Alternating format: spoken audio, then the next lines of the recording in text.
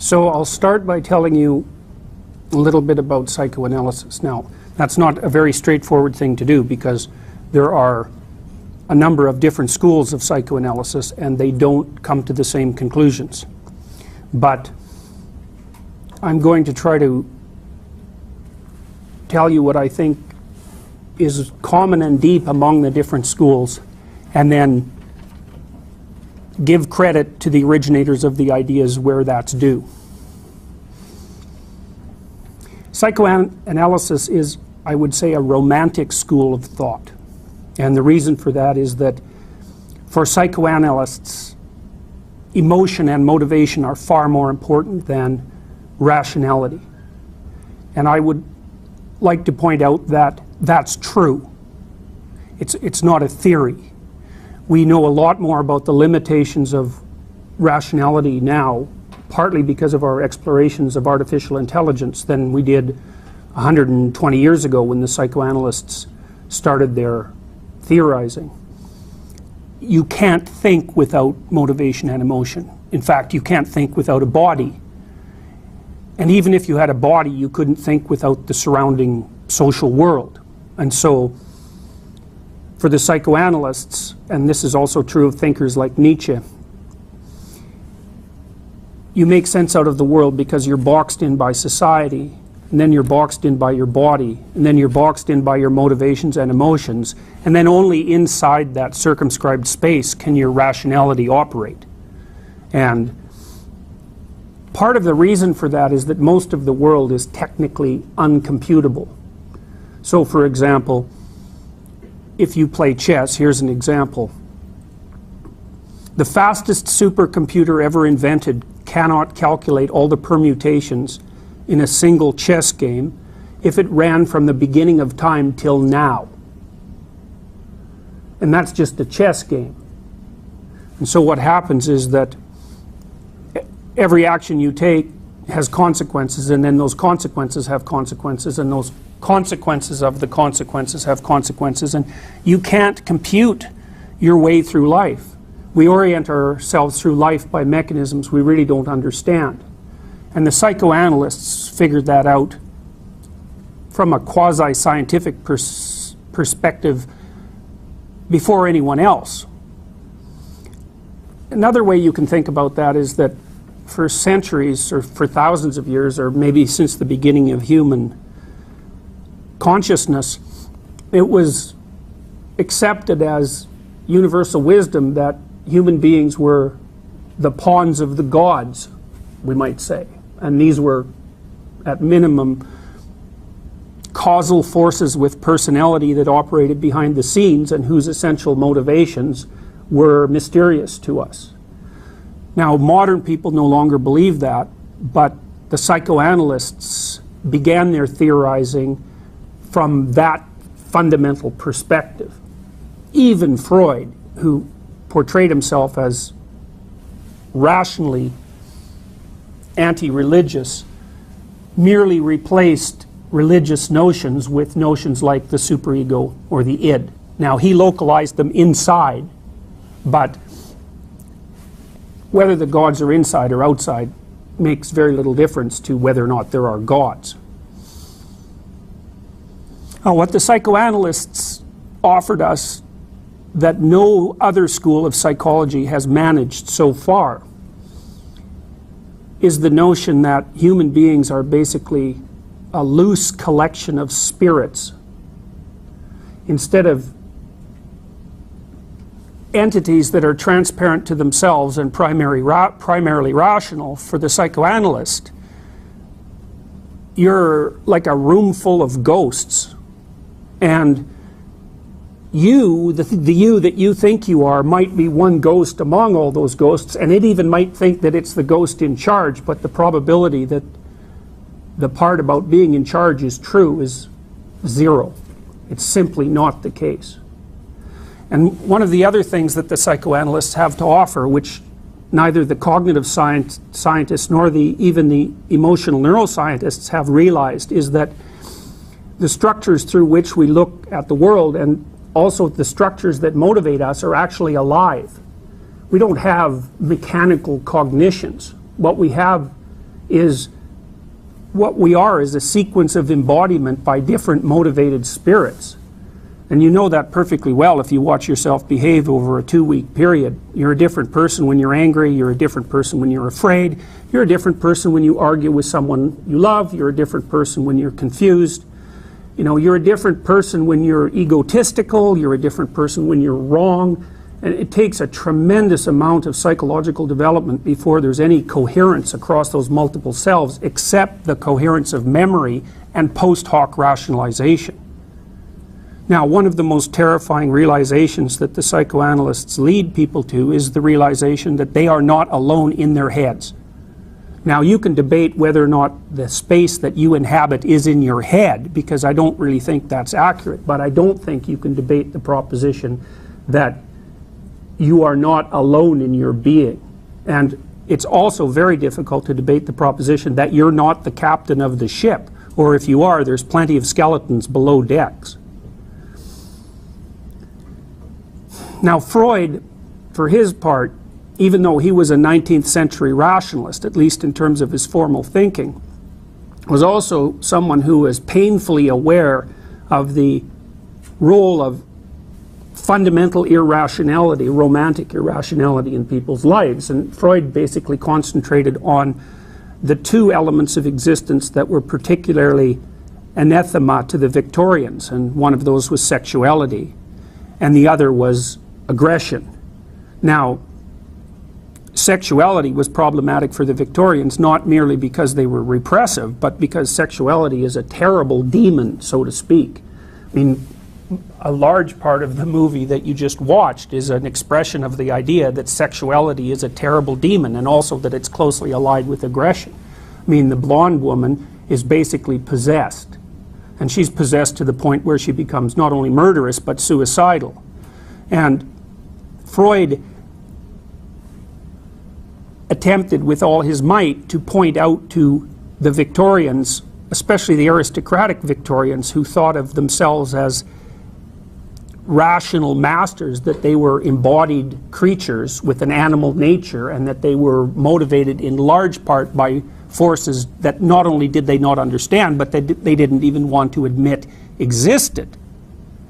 Now, the blonde woman in the initial parts of the movie, when she's seen off by her uncle and aunt, is basically Dorothy from The Wizard of Oz. You know, she's raised somewhere by loving relatives, and the aunt and the uncle, or the older couple, play that role. They wish her well in her wonderful adventure into Hollywood, and she naively accepts their benevolence as, you know, an appropriate way of interacting with her. And of course, it's not appropriate at all. She's naive right to the bloody core. Whoever really were her parents did an absolutely dismal job of preparing her for reality. They allowed her to nurture naive princess-like fantasies that are so fractured and sketchy that they have zero adaptive utility, and they basically set her up for catastrophic failure. And from the Freudian perspective, that's an Oedipal story, because the fundamental lesson of Freud's Oedipal theory is, do not let your theoretically benevolent caretakers delude you into naive faith. So in the Freudian scheme of things, the Oedipal mother, for example, infantilizes her son. Now, Freud read that as a familial pathology, and Jung read that as a mythological pathology, even though Freud did talk about Oedipus as a myth. And Freud's basic idea with regards to the Oedipal complex was that it's very easy for a mother to entice her son, but even more broadly, for parents to entice their children into a false sense of dependent security by helping them pretend that the world is much more benevolent and simple than it really is. Now, Freud's observation of that was that the reason that the parents did that was twofold. One was that they were cowardly and unable to look at the world as it really was, and second, that their fundamental aim was to eradicate the independent strivings of their children so that they would never leave home, so that the parents didn't have to suffer from loneliness. So it's an ugly, ugly, ugly story. And this is partly why Freud is being met with so much resistance. There's lots of reasons, but he's absolutely right. I mean, Freud's basic Oedipal theory was that the most difficult thing that a human being has to do is to develop enough independence to break away from the maternal nest or the familial nest so that they can live an independent existence, and that there's multiple ways that that can be seriously interfered with, some of which border on incestuous. And I mean, I appreciated that when I first read Freud, but once I became a clinical psychologist, I thought, well, yeah, that's just exactly how it is. I never have anybody in my therapy practice whose parents made them too independent. That never happens. Never. I have any number of people in my clinical practice whose parents seriously interfered with their children striving towards independence. So, and Freud believed that was universal. He believed that the reason the Oedipal myth was universal was because it was very difficult for creatures who had as long a history of dependence as human beings and who were born so helpless to develop an independent identity, given the need for their protection across, an 18-year period.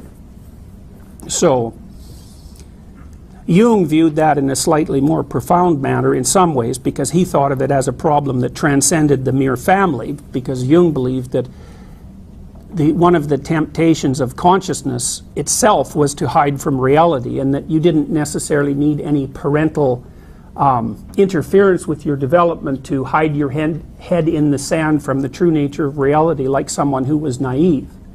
So he believed that that was also an existential problem, and he believed that partly because he was a student of Nietzsche, who observed quite rightly that much of what passes for morality is in fact cowardice.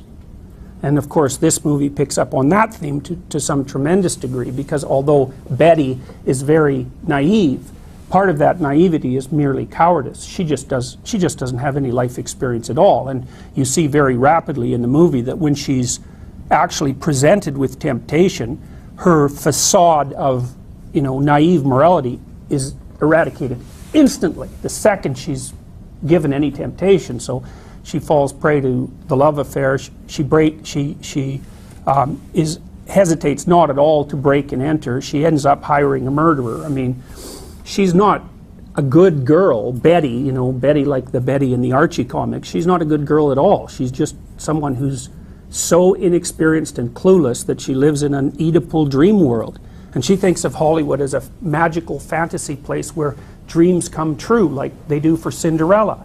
And you see the Cinderella motif the first time she encounters the director and does her scene when she's singing like some princess, and then she has to run out at the last moment. There's a bit of a brief utilization of the myth of Cinderella in there, just like there is utilization of the idea of the Wizard of Oz. I mean, Betty is basically Dorothy, and you see the great and wonderful Oz manipulating things behind the scenes. So the psychoanalytic perspective is that people are inhabited by multiple spirits, and they are not clearly the masters in their own houses. And as far as I'm concerned, to not believe that is mere naivety. It seems to me, especially as a consequence of thinking of it for so long, that it's self-evidently true, and that if people merely meditate on that in their own life for any period of time, they can understand that very rapidly. Now, the second thing that the psychoanalysts really brought to the forefront, along with their emphasis on irrationality, so motivation and emotion, say, was their emphasis on both the unconscious and on dreams. Now, Freud was really the great formalizer of the idea of the unconscious, although there were many precursors to that idea. The archaic idea of the underworld, for example, is a romantic and religious precursor of the idea of the unconscious.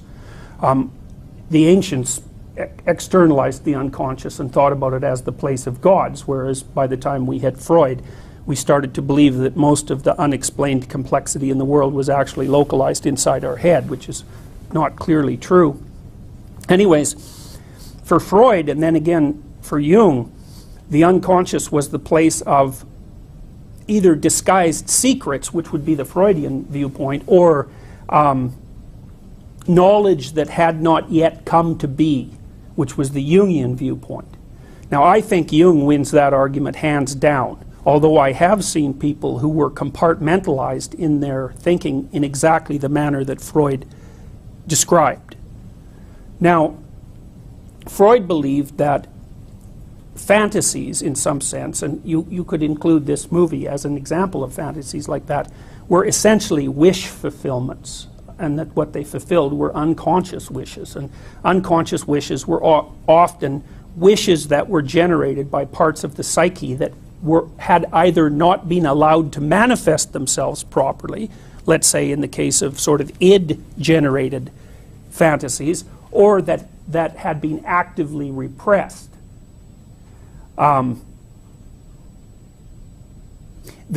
The ability to distinguish between what's merely underdeveloped and what's actively repressed, that's not such an easy distinction to make. And it's conceivable that it's valid, especially in situations that are like the Freudian Oedipal situation, where people are raised in situations where all sorts of things are merely not allowed to exist, which is Betty's state of mind when she naively encounters Hollywood. For Jung, the situation was more complex, and I think Jung had a dream once that he was excavating a basement with Freud, which is of course essentially what he was doing, and that he dug underneath what Freud was digging, was excavating, and he found an immense cellar, basement, mansion with thousands and thousands of rooms. And I think that's exactly right. I think that is what Jung did in relationship to Freud. It was in some ways as if Freud opened the door and Jung stepped through it. And it was very hard on Freud because there were limits to the places that he was willing to go, even though he was a very courageous person. Jung believed that dreams could be revelatory, and he has a very, very, very sophisticated theory about how that might come about. So for Jung, the dream was, and you can include in the dream all genuine art, all genuine literature, all the elements of human creativity that we would consider fine arts or humanities based, anything that's like that, that's not ideological, would fall for Jung under the rubric of compensatory fantasy. So Jung's idea was that the ego basically attempted to impose a coherent and somewhat simplified perspective on the world, which would be like Betty's initial viewpoint, and that the fantasy world did everything it could to account for what that system could not account for, and then to try to start making sense out of it. And the reason it used fantasy and dreams and artistic productions and so on, even rituals, is because the non-understood reality has to be acted out and presented in image before it can be understood in any articulated manner. So for Jung, it was also a theory of the progression of knowledge.